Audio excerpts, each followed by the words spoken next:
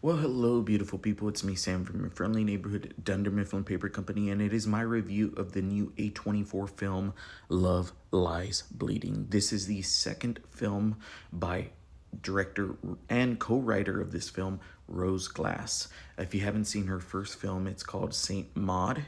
It was released during COVID, so it didn't really get as much exposure as it should have, but that film is easily one of my favorite horror films in the past decade.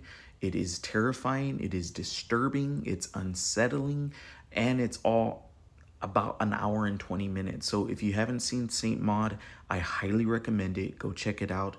What I was worried about is many directors have their feature film and they knock it out of the park, but usually it's their second film where there's like, oh, okay, maybe it was just one of those one-offs.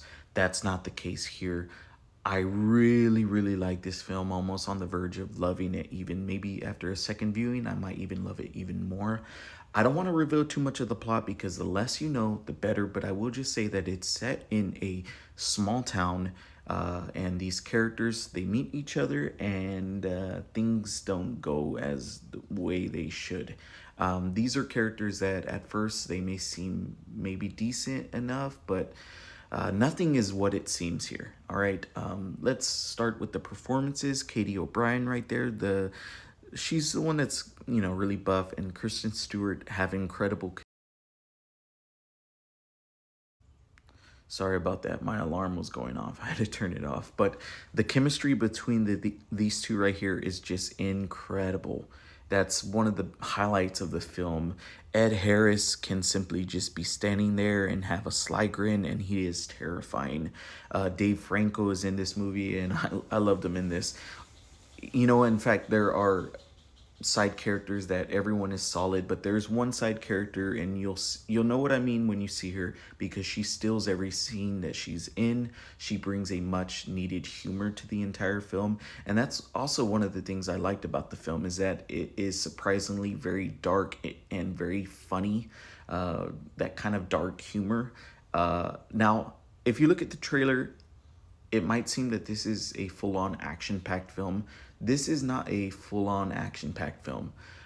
There's not as much action as you might think, but when it does happen, my God, is it brutal? Is it grotesque? Is it grisly? It's pretty disturbing here.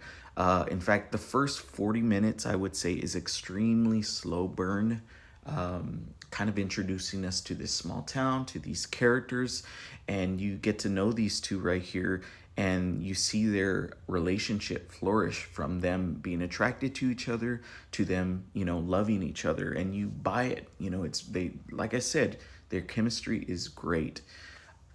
It's not until the final hour where things start to go just insane. And yeah, I'll leave it at that.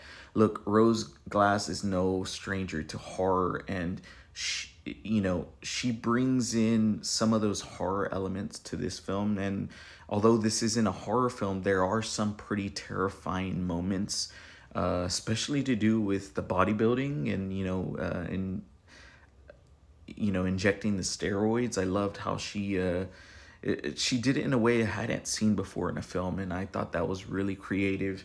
Now, this isn't a perfect film. Okay, there are some scenes where I thought, like, oh gosh, like how it brought up more questions, like how could they get away with this or that or this or that, but minor complaints.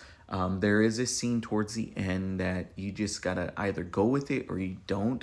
Me and my wife, we went with it. She absolutely loved this movie.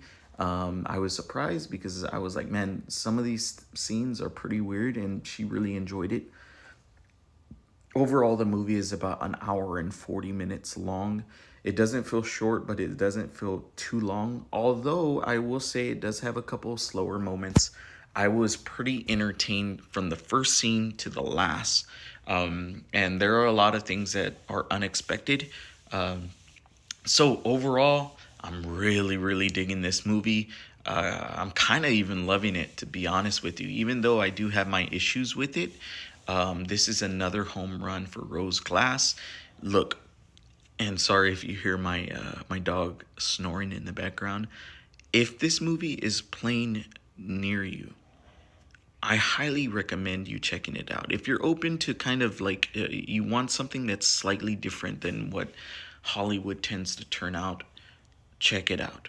Check it out because I think you might just be surprised. Is it weird? Yes. Is it fascinating? Yes. And one of the big things that I love about this movie, because it is set in the 80s, it does have like a VHS type feel to it. Like it feels all grainy. It feels like it was shot on film.